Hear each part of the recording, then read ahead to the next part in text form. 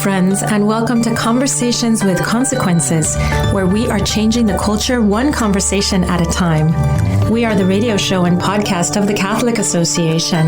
We address the issues that interest you, puzzle you, and inflame you in the hope that we can bring some clarity, even to the darkest corners.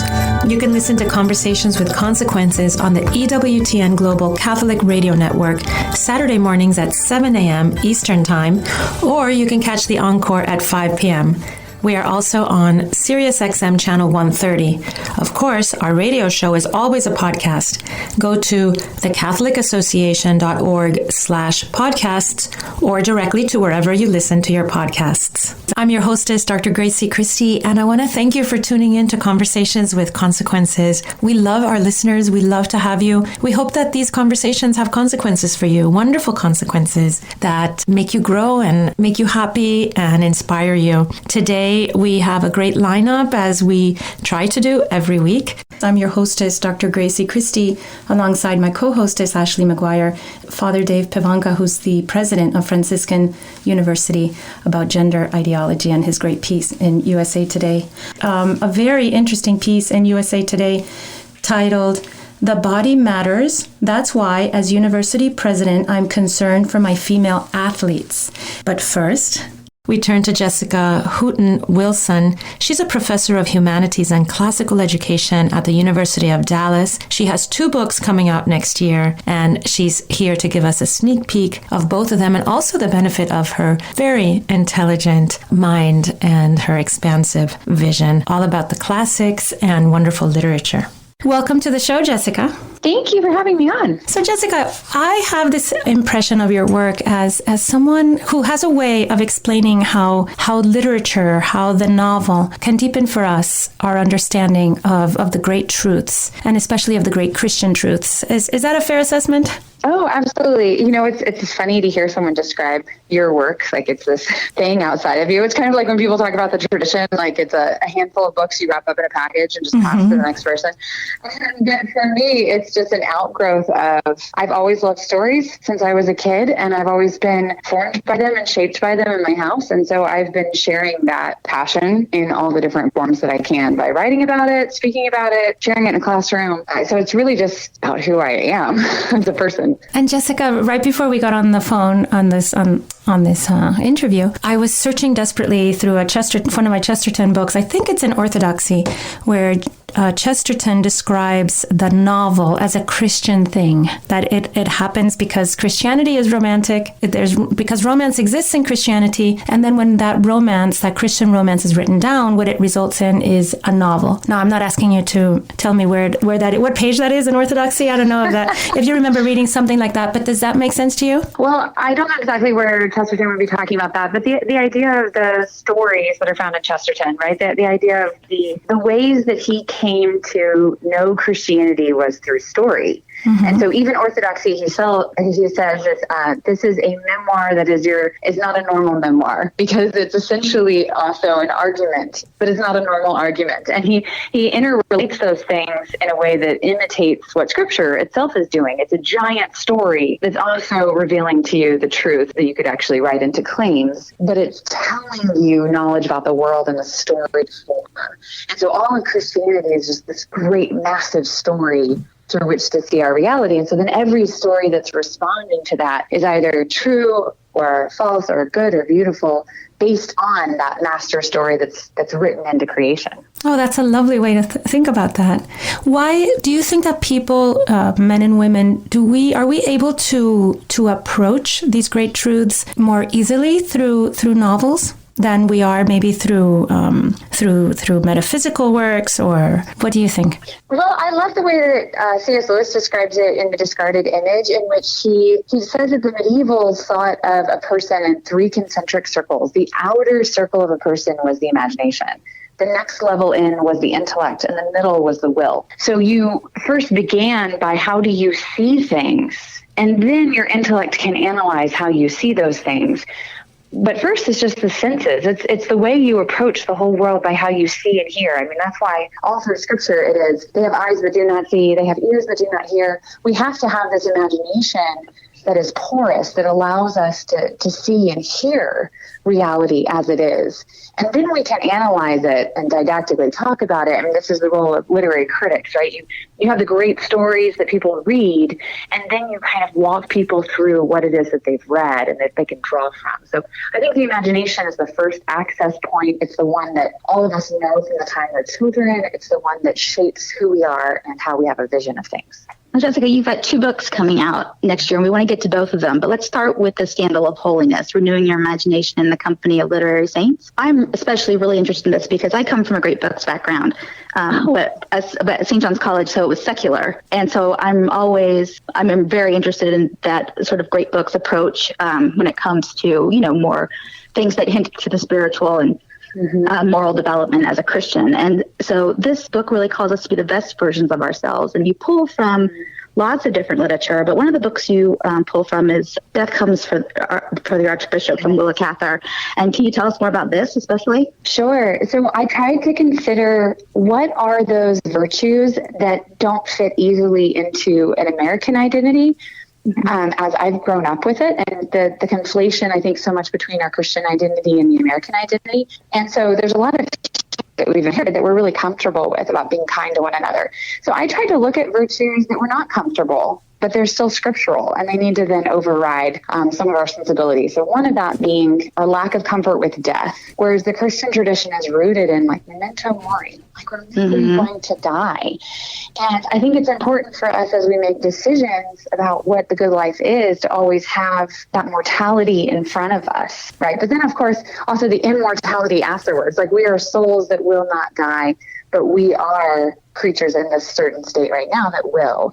And to always be reflecting on that so that we can be making these choices for how we're supposed to live. And I think, so Death Comes for the Archbishop, for example, you have this death comes. So it sounds like it's going to be this mystery story, and it sounds like it's going to be really exciting. And yet he doesn't die till the very end of the story. It's really just about a good life. What is a good life? But she puts death in front of you from the moment you open the book. And so you're thinking about what the good life is always with that end of death registering in your mind. Yeah, I really like that because it reminds me actually of one of my tutors who is one of the sort of old school guys at St. John's that came from the University of Chicago. He always just said, the job of St. John's College is to make you better human beings. And, so even in that secular sense, there was that classical idea of what these books were supposed to do for you. Yes, and that's exactly what you're doing. But in this Christian context, I'm really excited about it personally. I think our viewers will be too. Oh, thank you. Yeah, it's so much of my heart just poured into it because I think this is the point of life. And for me as a Christian, what does it mean to be a human being? You can't understand without the human one, right? Without the Son of God at the center of that conversation. No, absolutely. My experience has been that in novels is when I touch most deeply, and when I feel that I grasp deep spiritual truths that affect me, and they keep affecting me, and they stick with me, and they and I mull over them because they come clothed in personalities, and because they come clothed in drama and human interaction, or at least very real on the page. I'm glad you mentioned virtues that we have discarded. And is that the way your book is arranged about different virtues? Because you mentioned the virtue of remembering that our life is finite, that death comes for all of us. And another virtue that I think of all the time that we do encounter in novels, but we don't as a good thing, but we don't often encounter it in our modern world, is the virtue of obedience. Is there one of your topics that you cover, the virtue of obedience? Oh, no, but I wish I would have talked to you before I wrote this. I think that's the next book then. Yeah, right. I'm gonna have to get on that. It's funny when I went through all the different virtues. There were so many that I thought, okay, I also would need to write about this. I would need to write about, the Christian respect for age, both for children and the elderly, is something that we don't really talk about a whole lot that we need to. And so there were all these virtues that I kept thinking, these are things that are particular to Christianity. But the ones that I forefronted for me were ones that came from books that I've just been teaching for years and loving. And in a sense, I think that obedience underlies all of it, but it's an obedience of the created order, maybe submission is a better way of referring to it. The way that I write about it is submitting to how you were made versus trying to make yourself, realizing that there's an author of your story versus trying to write your own story. And so in that sense, I guess there is a submission to the authority that is the author of your life. Wow, that's very pregnant with meaning nowadays, Jessica. Submitting to the way you were made. That rings like a huge loud bell in my head, considering what we're confronting these days in human anthropology. Yeah, absolutely. I mean, people are very into autonomy. There's all these books. I mean, my first book was against this idea of the autonomous self, the authority of the autonomous self, and instead recognizing that our limitations could be good things. I mean, this is a lot of the Catholic writers of the 20th century wrote about limitation in a beautiful way and instead of a negative way. And our current culture is all about conquering the limitations, exceeding the limitations, living the impossible dream instead of recognizing limitations are a key to discernment. We've lost. If we don't see our limitations as guiding us toward a certain path, that's why we feel restless and directionless. We're not acknowledging those limitations as gates that are moving us towards the right doors. And isn't that sense of total autonomy, complete individuality, don't you think that creates terrible anxiety in people? Like the kind, absolutely, the kind we see in when you're confronted by a long menu at a restaurant, several pages menu, and you say, "What in the world?" Yes, absolutely. Yeah, Walker Percy talks about this a lot in his own novels. His novels are the existential self, just in complete crisis, where you have no idea what road to take. You don't know that you're even a pilgrim on a road. You're just lost in the wilderness because you don't recognize the road. And I have a friend who wrote a book, I love the title, You Are Not Your Own, Alan Noble. And that title just kind of sums up the faith, right? Of course, it comes from scripture. But you're not your own, you belong to someone else. And once you admit that fact, suddenly the road, each step may be a little bit more light on it. And it may be a little bit more clear the direction you're supposed to go. Yeah. Now, I mean, even to sometimes all this cancel culture going on, and to even say that there is a road, or any sort of reference to teleology of a human being, it's really easy to become consumed with false heroes and narratives. Mm-hmm. And we have these literary traditions. I know that you did a really great job sticking up for Flannery O'Connor when that was going down. But you see this in your students. What do these books and these literary traditions do that can bring? How do they bring hearts and minds and souls and all that back to these more transcendental ideas of human flourishing? So one of the things that I used to teach for first-year seminars for undergrads was a course that I said, writing your own story. So I labeled it the way that it really drew Gen Z and millennials into the conversation. But what we started with was Augustine Confessions. And so instead it was learning what they eventually learned and covered in the course of reading Confessions and then Surprised by Joy, Lewis, is that God is writing their lives. And they couldn't decide what century they were born in. They didn't get to decide their gender. They didn't get to decide who their parents were. They didn't get to decide who their family members were. They didn't get to decide what country they were born in. And suddenly they realized that trying to write the story of their lives, all the things that God made the decisions already for them. Yeah. And I think that stepping into this tradition of people trying to look at their lives this way, they get to see that all of history is a story that started way before them that they're now participating in. And when their lives end, the story isn't over. There's another story that continues beyond them. And so getting to see the tradition as this living thing in which, yes, their story has a part to play, but it's not the grand finale. It's just part of this very long story that God's telling. And I think the tradition reminds you of that. You get to meet all of these people that have come before you, and there's just millions of them. And there's so many stories that are told, and then there are those that are untold that they get to discover. And I think that's a great part of this living tradition, this understanding of it as being something dynamic that you're stepping into and engaging with. If you're just tuning in, you're listening to Conversations with Consequences on EWTN Radio. I'm your hostess, Dr. Gracie Christie, and I'm here with my TCA colleague and co-host, Lee Sneed.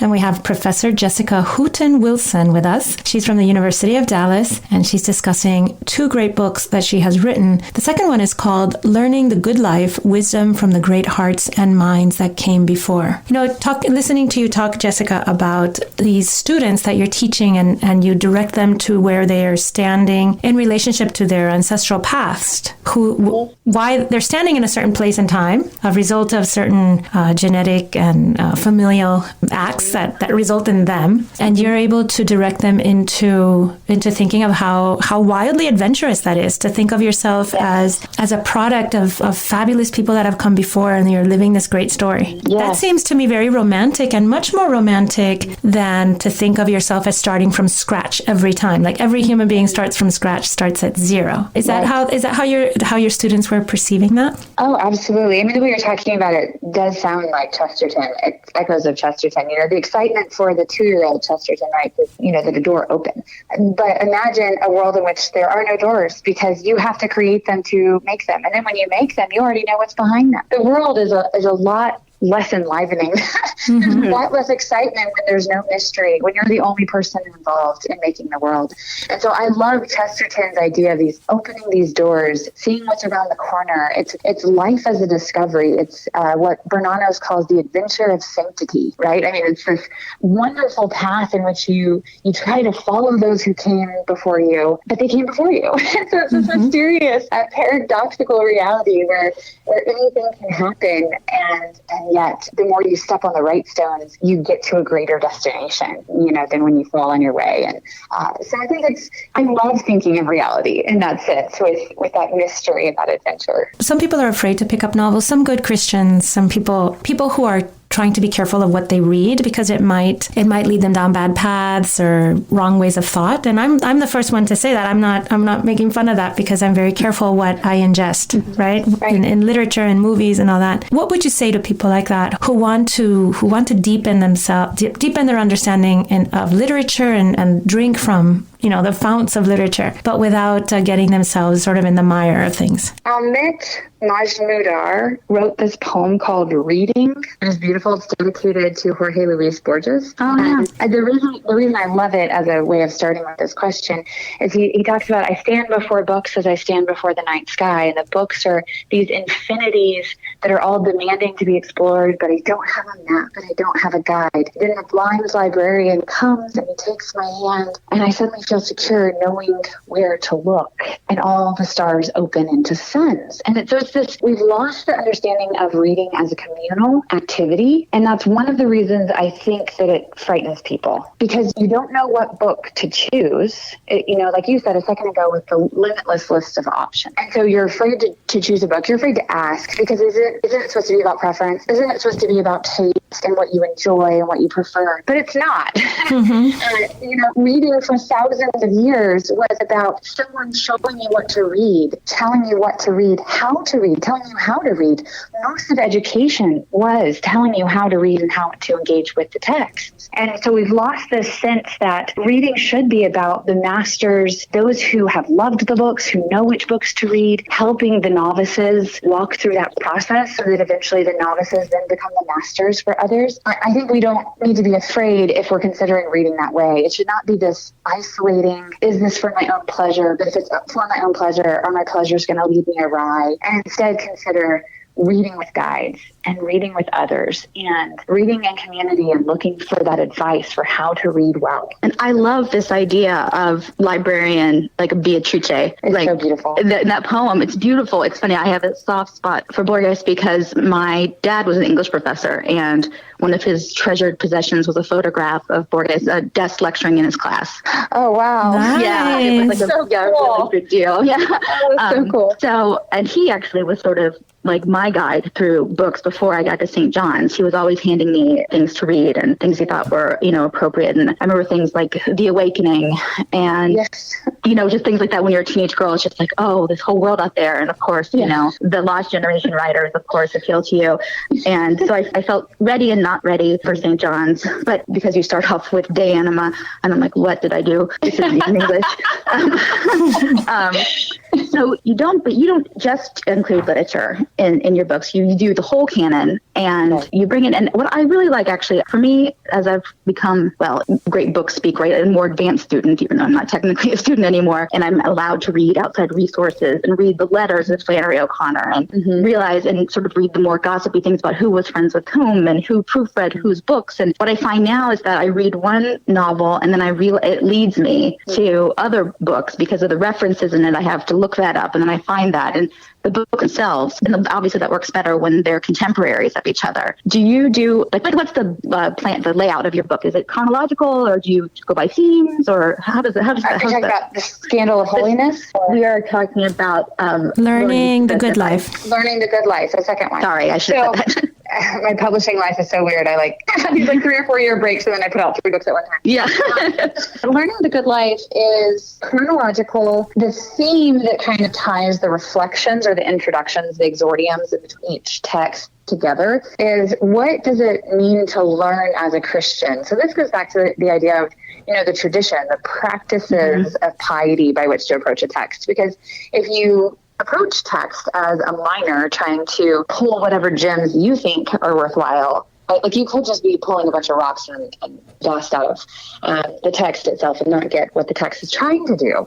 And so we talk about the virtues of reading, the ways of approaching text through the text themselves. So the exordium kind of shows you, it guides you. It's that librarian that says, look here, and then you read the excerpt following it, and then there's discussion question. And so we collected professors across the country from all different traditions, and even some of my friends who are teachers but who are not in the university system, and asked them, what text, if the world was ending, what is the small excerpt that you want to make sure the next generation doesn't lose? And so, I wanted the book to be a lot more expansive than I think a lot of these readers have been in the past.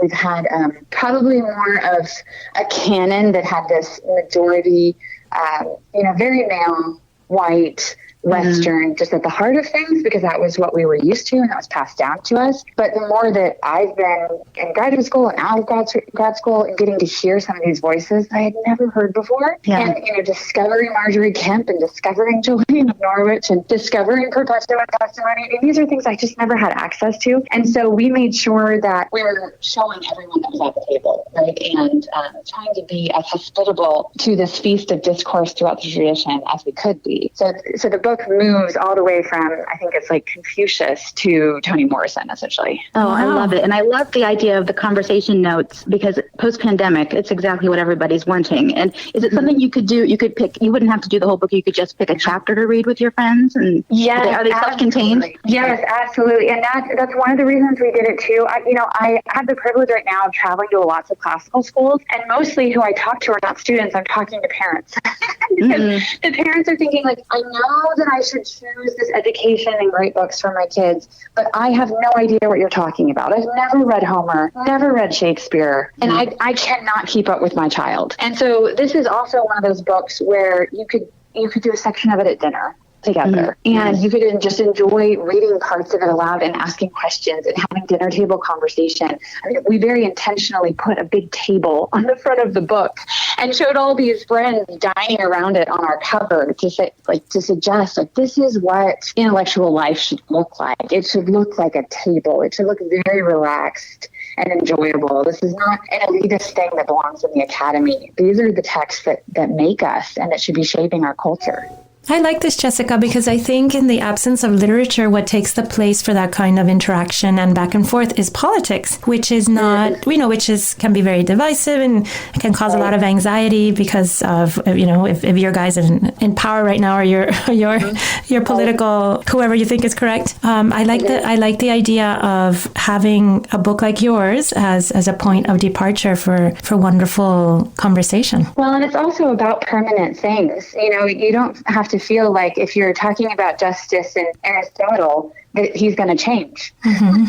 So, whereas if you talk about justice according to the current headline or the current political party, that has a temporary label on it, right? It's going to expire as a conversation pretty quick. So these kind of conversations will last forever, right? Your understanding of Aristotle's justice you'll return to over and over and over again. You can't finish it. I read a little quote from Confucius the other day by chance, and I sent it to I have 2 children now who are married, and it said something like, "It is the duty of children to give grandchildren to their parents."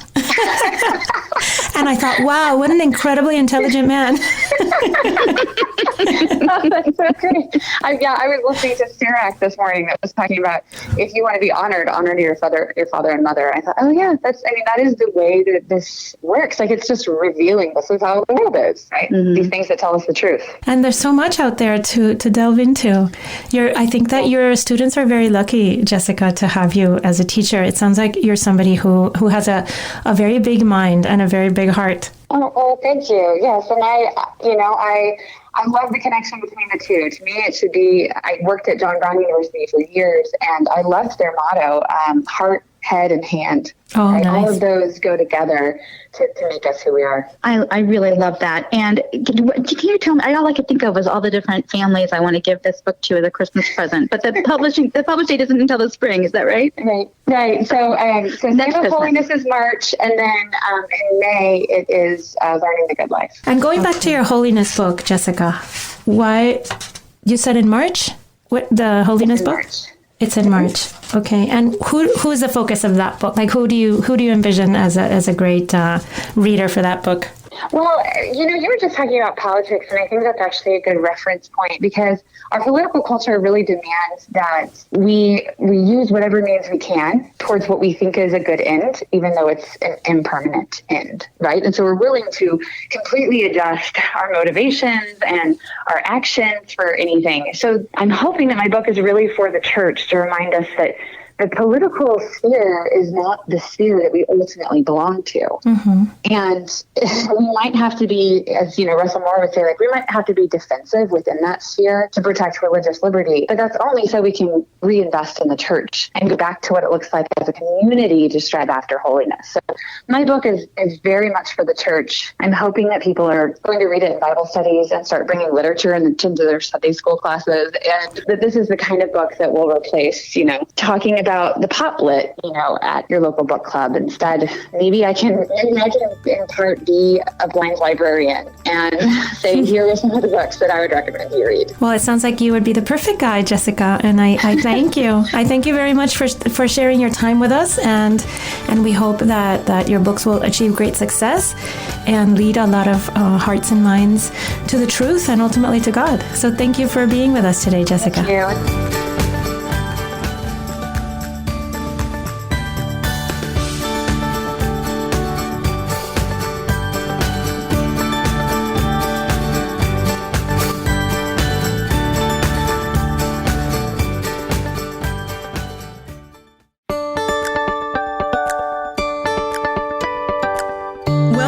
Conversations with Consequences. I'm your hostess, Dr. Gracie Christie. Welcome to the show, Father Dave. Thank you. It's my pleasure to be with you.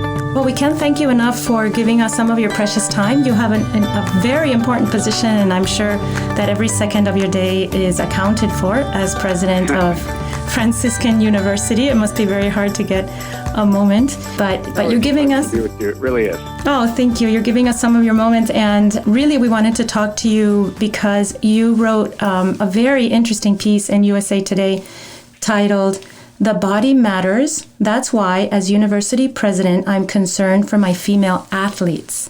Now, we thought that as a university president, you are on the front lines of this Mack truck of gender ideology, which is mowing down everything in front of it, but especially in academia and in schooling for young people. And so we were really interested in your take.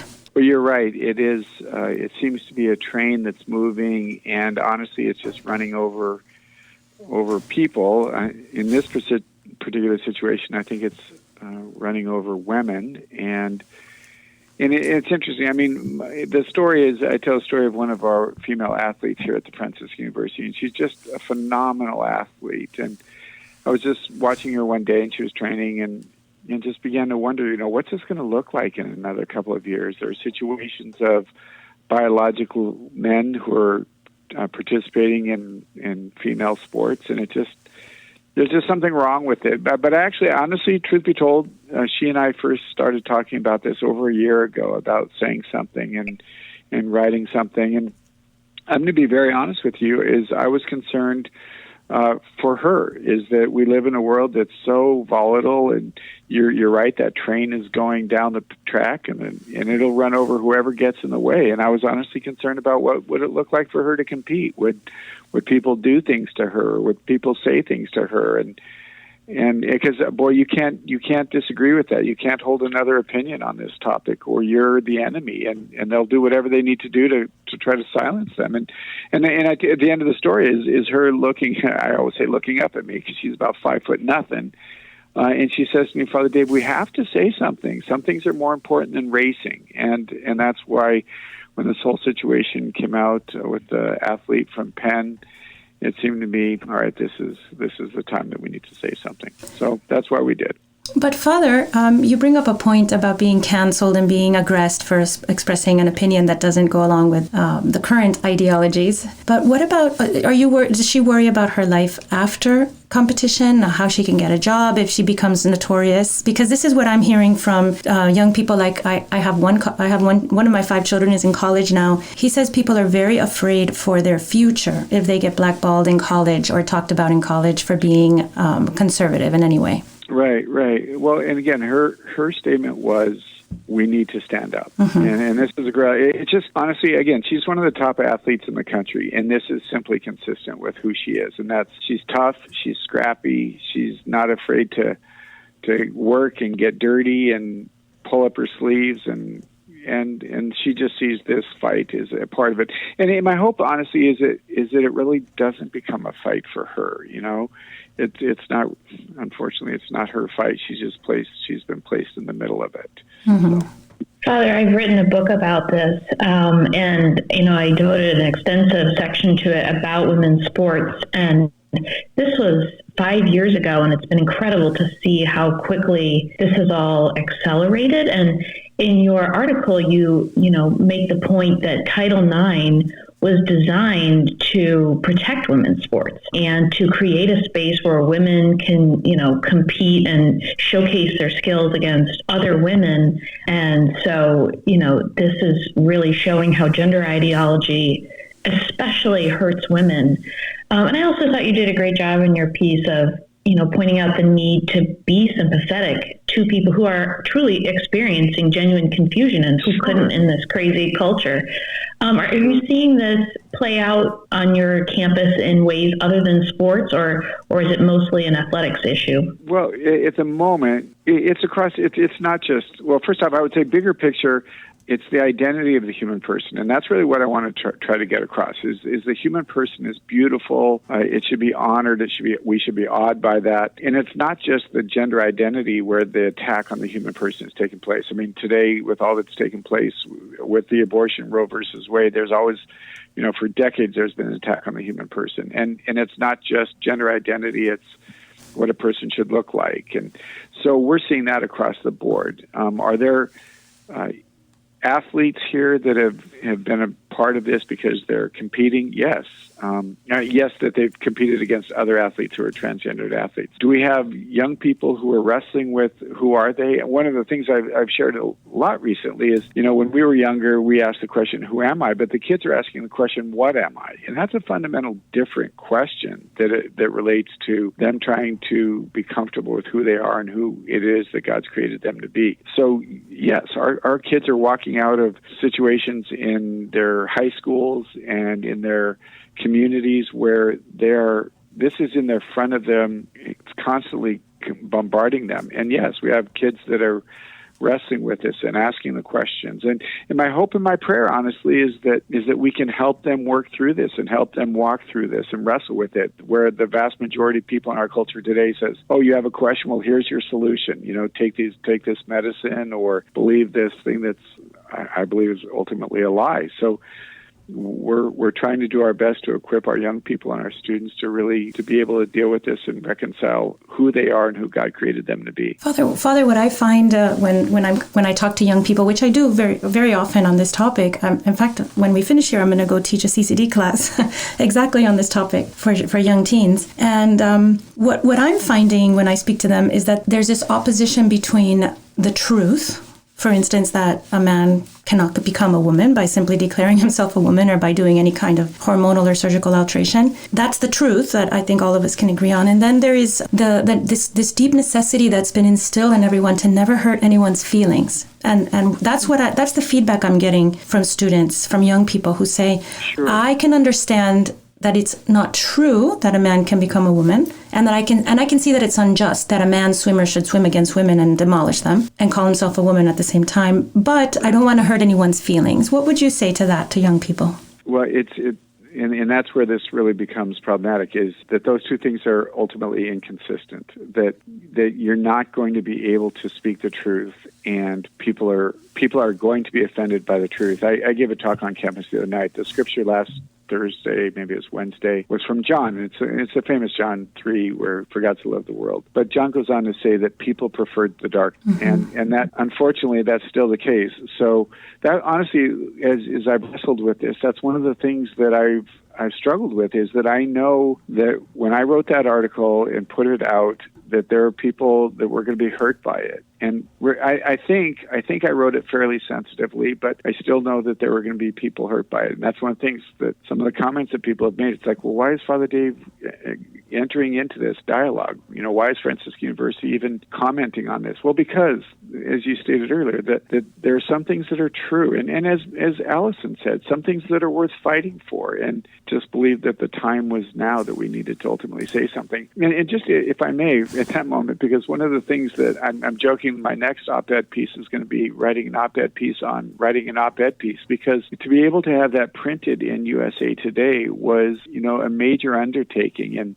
some of the things that were required was some of the language. Like, if you'll notice, USA Today has a policy that you cannot use the word biological male. They find that offensive. So we had to be able to work with USA Today to even get that article published. But it speaks to a population of people that simply doesn't have ears to hear. If the word biological male is offensive, then what are we doing? We have to be able to speak the truth. And it's funny. I feel like Allison has been bullied, and I feel like some of the people that have been speaking out have been bullied. But we live in a world and an age that, you're right, you can't speak out, you can't say something, and if you do, you're a bully, you're intolerant, you're a bigot, you're a homophobic, you're all of those things that label us, and by labeling us, trying to shut off the discussion. And I mean, one of the points I come to is this inability to disagree. Now, your point is well taken, that if we don't believe things are true, or if I believe I am the determining factor of what's true, that's why these issues become so volatile, is that we're ultimately challenging them. We're not challenging an objective reality. We're challenging them. And that's part of the problem that we have, I think, in this whole conversation. Shocking to hear that they won't allow the use of the expression biological male. And yet I shouldn't be shocked, because I've recently seen things like religious freedom in scare quotes. So we are in strange times indeed. Father, as a Catholic priest, you are more well-versed than most in terms of the richness that the church has to offer when it comes to complementarity of the sexes and thinking, the thinking the church has put into this. And I have to say, as a convert, it was reading theology of the body that really was something that drew me in. And I think there's a sense that there's a fear that speaking truthfully repels people, but is it your experience that speaking the truth can also draw people in? And I'm curious to know, apart from you writing a very brave piece in USA Today, what else is your university doing to sort of be both, gentle but courageous on this matter and other difficult matters of truth? I appreciate your comment on theology of the body, because I think if you read that piece, you realize that, while I didn't come out and say John Paul II theology of the body, it's at the heart of it. The body actually does matter. The human body communicates just by its physicalness. So a human male and a human female communicate differently. Just because an individual's mind is telling them something, the body still communicates. And that's one of the things I was trying to get across, that the body matters. I mean, at the university, that we've made a commitment time and time again, and I told the students when I preached on this topic Friday night that that we are going to be faithful to the gospel, and we're going to be faithful to the teachings of the church, and we're going to communicate those things. And if that puts us at odds with culture, so be it. Now, I also have said that St. Francis, some of the things that he did in his time put him at odds. So that we're going to do it with charity, and we're going to do it with humility, but we are going to speak the truth. And I think the mandate of the gospel demands that we do that. But again, the scripture reminds us that the world hated him first, and the scripture reminds us that things that Jesus said, and scriptures come up and they said, what you said offended us. So some of the things we do and some of the things we say are going to offend people. We need to do our best to do it in charity and to recognize, the human person in front of us. But sometimes it demands that we speak out. And the university's been doing that on pro-life issues. We've been doing it on pro-family issues. We've been doing it on, issues related to the poor and access to education. So this one is a little bit more controversial, a little bit more inflamed, but I just think it's what the Lord wants us to do, to be able to speak to the things that are objectively true. And to the degree that we're communicating that, ultimately my hope is that it leads the individual to the source of that truth, right? Not just to an argument or not just to a well-written piece, but to the source of truth that ultimately will bring greater clarity and peace to this whole issue. Father, you've been the president of the university since 2019, so it's been a very tumultuous and strange couple of years on many fronts. It has. Yes. What have been some of the other top challenges that you've had to deal with, or what are some of your other sort of greatest concerns or even triumphs over the last couple of years and even looking into the future? Yeah, well, sure. I think obviously the COVID crisis and COVID situation was something that's been unbelievably challenging. The image that I've used, it's like trying to juggle sand. But I'm not sure how familiar you are, but one of the things that we did at Franciscan University was the fall semester of 2020, when everybody was trying to figure out, COVID was still relatively new, what were we going to do? Franciscan University made a decision to invite all new students, all freshman students to the university tuition free, because there was a real step in faith at that time. People just didn't know what this was going to look like. So I said that, we're making a step in faith that everything's going to go okay and work out all right. So we invited the students to make that with us. And it was received, as you can imagine, wonderfully. That we've got the most students we've ever had on campus right now. But I think part of that was an invitation to not be consumed by fear. I think we took COVID seriously and we took precautions, but we also were not going to be paralyzed by fear. And to be able, tomorrow, I'm actually, the stage is right outside my window. We're going to have a celebration mass tomorrow, in essence, the end of the pandemic and opening up a new chapter for where the Lord is leading us. So that's obviously was a serious issue. But the other part is just providing an opportunity for young people. I think one of the things that they crave most is relationship and community. So making sure that we provide an environment where young people can come together, they can be challenged in their intellectual endeavors, but then they can do that in a community that is faith-based. Christ is in the center. The beauty of the church is proclaimed. So there are days that are really, really difficult, and there are days that are stressful. But I'm just looking out my window right now, and I'm seeing young people walk back and forth to class, and it's a beautiful spring day. It's a great blessing to be able to be a part of this. On the one hand, Father, you have tremendous challenges. On the other hand, you have something that supports you that I would think it's only a handful of university presidents have, which is a full embrace of our Catholic faith and our Catholic values and our beautiful philosophy that is so placed on truth. Most people don't have this who are in your exalted position, Father. No, and that's why, again, I'm so blessed to be, to be the president of a university, but to be a president of this Franciscan Catholic University, where we have a theology department, philosophy, and professors that embrace the truth and the beauty of the church. We have 4 masses a day on weekdays that are the chapel, the kids. The mass I'm always most impressed with is 6:30 in the morning. All right, you're on a college campus and you go to mass at 6:30 in the morning, and you find a couple hundred kids going to mass before they go to class. I mean, I get to be a part of that. I'm so blessed and humbled by our faculty and our staff and our students. I really am. Well, Father, may God continue to bless your work, and thank you for being so brave and penning that piece in USA Today. Our listeners can find it. under his name, Dave Pivonka, and may God continue to help you in this great charge that he gave you. Okay, thank you so much. It's a pleasure to spend some time with you. And now, Father Roger Landry offers us, as is customary, a short and inspiring homily to prepare us for this Sunday's Gospel. This is Father Roger Landry, and it's a joy for me to be with you as we enter into the consequential conversation the risen Lord Jesus wants to have with each of us this Sunday, when he'll tell us the incredible gift God the Father wants to give us and what we need to do to obtain that gift. But then he will make plain to us the practical choices we need to make to seize that blessing. And the whole gospel hinges on whether we will be faithful and prudent stewards who do so, or unfaithful and imprudent ones who don't. Let's enter into this dramatic conversation. Everything begins with Jesus' extraordinary words. Your Father is pleased to give you the kingdom. God the Father wants to give us his kingdom in this world and forever. Doing so, Jesus says, will give the Father great joy. He tells us, therefore, don't be afraid any longer. Sometimes he knows we're afraid of God. We're afraid of displeasing him. We're afraid of our weaknesses and our capacity to choose against him, others, and ourselves. We're afraid of the eternal consequence of our sinful choices. But Jesus encourages us not to be afraid because his Father is delighted to give it all to us, shown in his sending his Son into the world to announce to us that the kingdom is at hand, to teach us how to enter that kingdom, and at great personal cost, to lead us like the good thief into it. Jesus wants us to be as happy about receiving that kingdom as God the Father is to give it. That's why he tells us that we need to let go of a desire to build our own material fiefdoms here on earth and use everything we have to obtain God's true kingdom. Sell your belongings and give alms, he says. Provide money bags for yourselves that do not wear out, and an inexhaustible treasure in heaven that no thief can reach nor moth destroy.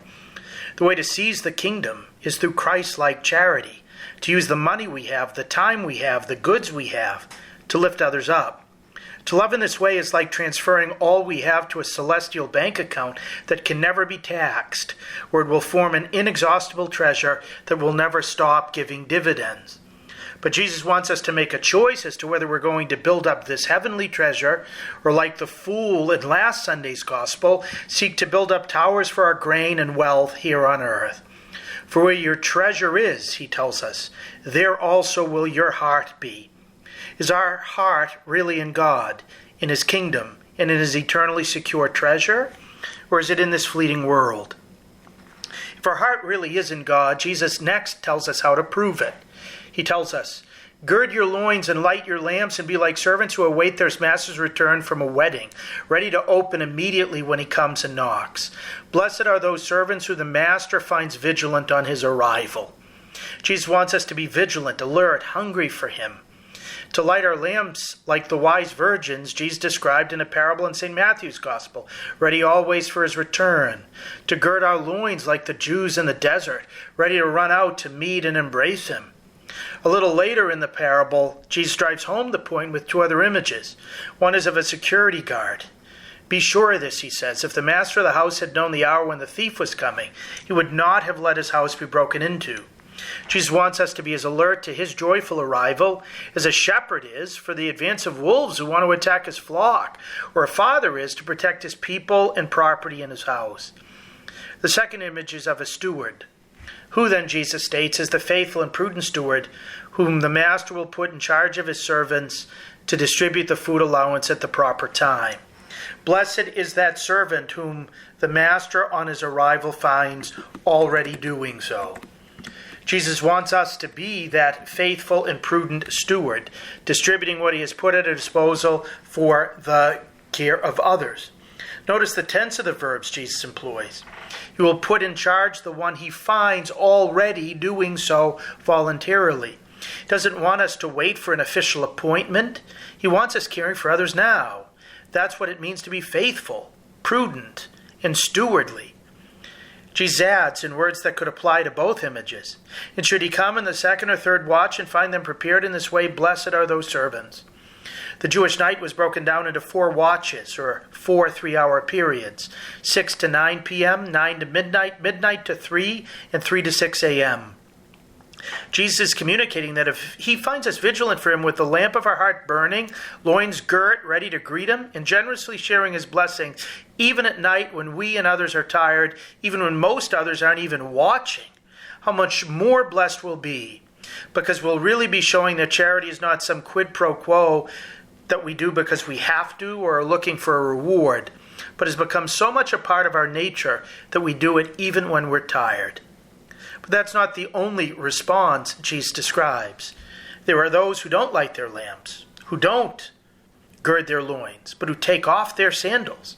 There are those who don't distribute God's blessings to others, but who instead think he's long delayed, begin to eat, drink, and get drunk, and beat and abuse others. These are the unfaithful and prudent stewards. These are the co-conspirators of the thieves. These are the ones who will be, Jesus says, with images I don't think I need to interpret, beaten severely and assigned a place with the unfaithful. It's a sad possibility of human freedom that people to whom God wants to give the kingdom can respond to his offer in such a way. It begins by placing our heart not in God and eternal treasure, but in the pleasures of this life and the things of this world.